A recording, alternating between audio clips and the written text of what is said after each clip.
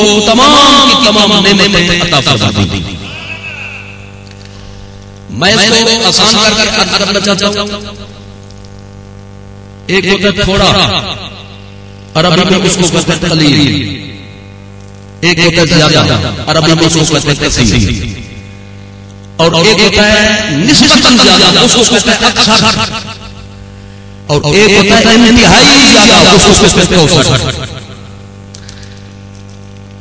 اب اوسط کیا ہے، اس کی اہمیت کیا ہے؟ تو سب سے پہلا جو درجہ ہے قلیل والا، اس کو ذرا سمجھنے کی کوشش کریں تاکہ پتہ چلے کہ پھر کثیر کتنا ہوگا، پھر اکثر کتنا ہوگا، پھر اوسط کیا ہوگا. اللہ تعالیٰ نے فرمایا قل متاع الدنیا قلیل، قل متاع الدنیا قلیل. میرے محبوب آپ ان کو بتا دیں دنیا کا جتنا سامان ہے، دنیا کی جتنی چیزیں ہیں، ان سب کو جمع کر دیا جائے تو اللہ کے نزدیک یہ قلیل ہے. اللہ کے نزدیک یہ قلیل ہے. دنیا کب سے شروع ہوئی، جب سے شروع ہوئی، کب تک رہے گی؟ یوم آخر کا ابتداء آخریت سے لے کر روز قیامت تک جتنی چیزیں ہیں سب کی سب جمع کر دی جائے. اللہ فرماتا ہے تم ان کو بہت سمجھتے ہو، میرے نزدیک یہ قلیل ہے. آپ سے پوچھنا چاہتا ہوں راولپنڈی کے ایریا میں جو گندم پیدا ہوتی ہے ایک فصل میں، ایک سیزن اور موسم میں، اگر پوری راولپنڈی کا افراد کو دے دی جائے کہ گنتی کرو اگلے سال ہم نے آپ سے لے لیں کتنے دانے پیدا ہوئے، کر سکتے؟ پچھلے حضرات میرے خیال میں بڑے قابل کر سکتے. کیوں بھائی نہیں کر سکتے؟ لگے رہے ہیں پھر بھی ہم نہیں کر سکتے. یہ تو ایک چھوٹی سی مثال ہے. ایک سیزن کی فصل کو جمع کر کے ہم اس کی گنتی نہیں کر سکتے. پوری دنیا کے پورے سامان کو، ہر چیز کو جمع کر کے اگر دیکھا جائے تو اللہ فرماتا ہے میرے نزدیک یہ قلیل ہے. تو جس خدا کا قلیل اتنا ہے اس کا کثیر کتنا ہوگا، اس کا اکثر کتنا ہوگا، اس کا اوسط کتنا ہوگا. اور پھر بڑے مزے کی بات یہ فرمائی انا اعطیناک الکوثر. آگے کیا فرمایا؟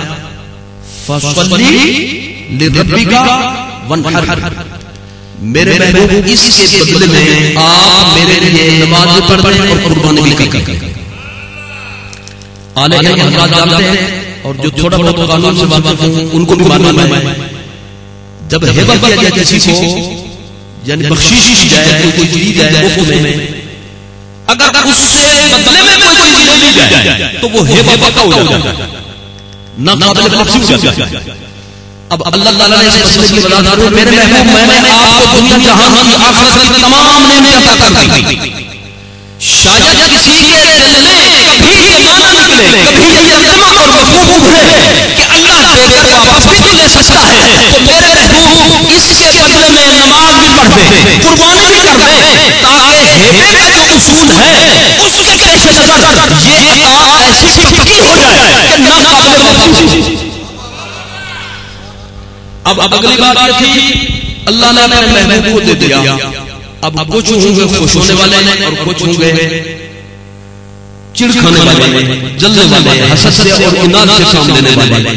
اللہ تعالیٰ نے آخریات میں اس کا فیصلہ کر دیا ان شانئک ھو الابتر، ان شانئک ھو الابتر. میرے محبوب جو تیرا بدخواہ ہوگا میں نے دے دیا.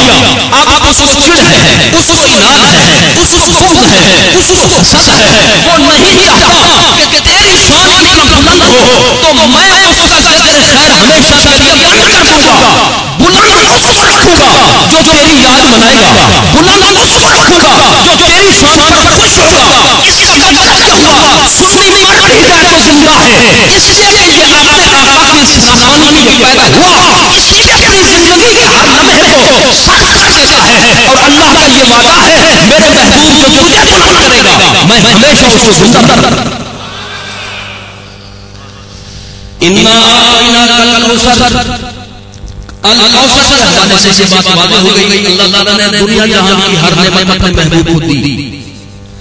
اچھا جب دے دی جس کو دی ہو اس سے دوسرا لے دے سکتا نہیں. ایک غریب ہے دوسرا امیر ہے، غریب کے پاس خرچہ ختم ہو گیا، جس کے پاس ہے وہ اس سے مانگ لیتا نہیں مانگ لیتا بھیک کے طور پر. خیرات کے طور پر، قرضے کے طور پر، تو وہ مسجد میں کیوں نہیں بیٹھتا؟ ہاتھ کھڑے کیوں نہیں کرتا؟ اور پھر یار لوگ بھی مسجد میں کھڑے ہو کر اللہ سے چندہ نہیں مانگتے، چندہ انہوں نے بھی بندوں سے مانگنا ہوتا ہے، تو پھر شرک کیوں کی؟ کہاں گیا؟ تو کہتے ہیں جس کو اللہ نے دیا ہو اس سے مانگنے میں حرج نہیں، اور دکاندار کو دیا ہو تو لے سکتے ہیں، نبی مختار کو دیا ہو تو کیوں نہیں لے سکتے؟ محترم اللہ، قرآن مجید سے میں نے ایک آیت کریمہ، ایک سورت بطور تبرک آپ حضرات کے سامنے رکھی. اس موضوع کی حدیث آیاتیں بکثرت موجود ہیں. اگر چاہیں تو میں ایک آیت کریمہ مزید دو گواہوں کے طور پر پیش کر دیتا ہوں. جی مستشہد شہیدین اس اصول میں پیش کر دیتا ہوں. قرآن مجید میں ہے اللہ تعالیٰ نے فرمایا اغناہم اللہ ورسولہ من فضلہ. ایکو کم کرتے ہیں. اغناہم اللہ ورسولہ من فضلہ. اللہ نے اس کے رسول نے ان کو اپنے فضل سے غنی کر دیا. اب پہلی بات تو یہاں پر یہ غور فرمائیں کہ جب ذاتیں دو ہیں، ہستیاں دو ہیں، اغناہم اللہ ورسولہ، اللہ اور رسول، تو آگے ہونا چاہیے تھا من فضلہما، من فضلہما. اللہ اس کے رسول نے دونوں نے اپنے فضل سے ان کو غنی کر دیا. لیکن اللہ فرماتا ہے اغناہم اللہ ورسولہ من فضلہ، من فضلہ، واحد کی ضمیر استعمال فرمائی. جی مرجے دو راجے ایک، مرجے دو ہستیاں راجے واحد. تو من فضلہ کیوں نہیں؟ اس لیے تاکہ کوئی اللہ اس کے رسول کی عطا کو علیحدہ نہ سمجھے. جس کو رسول نے دے دیا ایسے ہی ہے جیسے اس کو خدا نے دیا ہو، کیونکہ رسول خدا کا نائب ہے، خدا کا نمائندہ ہے، خدا کی طرف سے بھیجا ہوا ہے. تو اللہ تعالیٰ نے دونوں باتیں واضح کر دی کہ میرے رسول کی عطا میری عطا ہے، اور نسبت دینے کی بھی کر دی. اللہ اس کے رسول نے ان کو غنی کر دیا. ایک پرلو سے بات آپ حضرات کے سامنے رکھتا ہوں. ملتان سنا ہوا آپ نے؟ جی ہمارے حضرت غزالی زمانہ راز دوران امام اہل سنت حضرت قاضی شاہ صاحب رحمۃ اللہ تعالی علیہ، بہت سے حضرات آپ کے اس میں گرامی نام نامی سے متعارف ہیں. آپ کے ایک شاگرد تھے مولانا محمد شفیع صاحب، انہوں نے جمعہ کے خطاب میں یہ آیت پڑھ دی کہ اللہ تعالیٰ نے لوگوں کو غنی کر دیا، اس کے رسول نے بھی غنی کر دیا اپنے فضل سے. ایک بندہ کھڑا ہو گیا، اس نے کہا کہ مولانا یہ شرک کی تقریر ہے، ہمیں اچھی نہیں لگی، آپ نے بڑی زیادتی کی. غنی اللہ کرتا ہے، آپ نے رسول کی طرف نسبت کر دی. اس کا جواب آپ کو دینا ہوگا. انہوں نے کہا میں نے تو قرآن کی آیت پڑھی ہے، اپنی طرف سوچ بیان کی ہے، تو زیادتی ہے قرآن کی ہے، زیادتی ہے قرآن کی ہے. اب قرآن کے خلاف اس نے کہا میں مان نہیں سکتا، یہ آیت قرآن میں ہو سکتی ہی نہیں. حافظ صاحب یہاں پہ تشریف فرما ہو گئے، 10ویں پارے میں آیت ہے یا نہیں؟ جی سورۃ توبہ شریف میں ہے یا نہیں؟ 10ویں پارے میں یہ الفاظ موجود ہیں. اس نے کہا بھائی میں آپ کو کیسے سمجھا سکتا ہوں جیسے آپ سمجھ جائیں.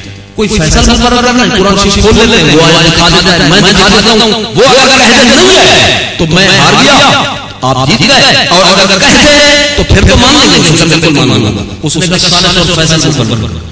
اس نے کہا میں اگر دوسرے عقیدے کا ہوں لیکن میں صالح اور فیصل کا ہوں قاضی شاہ صاحب، کیونکہ مجھے یقین ہے کہ وہ مسئلہ غلط نہیں بتاتا، جانبداری سے سامنے لیں گے، مسئلہ کو صحیح بتائیں گے. دونوں چل پڑے، حضرت کے پاس آ گئے، ماجرا رکھا. حضرت نے فوری قرآن شریف کھول کر سامنے رکھنے سے پہلے یہ فرمایا کوئی اگر آیت ہو تو انعام تو مقرر کرو نا کوئی.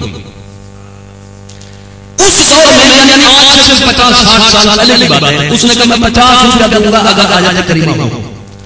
حضرت نے کھول کر سامنے رکھ دی تو اللہ و رسول بھی لکھا تھا، اغنا بھی لکھا تھا، اتنا تو بندہ سمجھ سکتا ہے. اس نے فوری طور پر 50 روپے حضرت کے ہاتھ میں رکھے کہ میری طرف سے انعام دے دے، حوالہ نہیں کا بالکل صحیح ہے. تو حضور نے ظاہر زمانے پر مصطفیٰ فرمایا لیجیے مولانا، اللہ نے آپ کو غنی کر دیا، اس کے رسول نے آپ کو غنی کر دیا، اس کو کنگال کر دیا. اغناہم اللہ ورسولہ من فضلہ. تو یہ آیت کریمہ بھی قرآن شریف میں موجود ہے. اللہ تعالیٰ نے غنی کرنے کی نسبت اپنی طرف کی اپنے رسول کی طرف کی. اب یہاں پر بہت سے حضرات یہ سوچ رہے ہوں گے کہ نسبت کرنے سے کیا مقصد ہے؟ غنی تو اللہ کرتا ہے، دینے والا تو اللہ ہے، اور حضور کی طرف نسبت کا کیا مطلب ہے؟ اس کا مختصر بات یہ ہے، اللہ کی طرف نسبت ہے حقیقی مالک ہونے کی وجہ سے، اور رسول اللہ کی طرف نسبت ہے عطا کا سبب ہونے کے حوالے سے، عطا کا واسطہ ہونے کے حوالے سے، عطا کا وسیلہ ہونے کے حوالے سے. مانا یہ ہوگا اللہ نے ان کو غنی کیا مدنی کی برکت سے، اللہ نے ان کو غنی کیا اپنے محبوب کے طفیل میں، اللہ نے ان کو غنی کیا اپنے محبوب کے صدقے میں، اپنے محبوب کے واسطہ اور وسیلہ سے.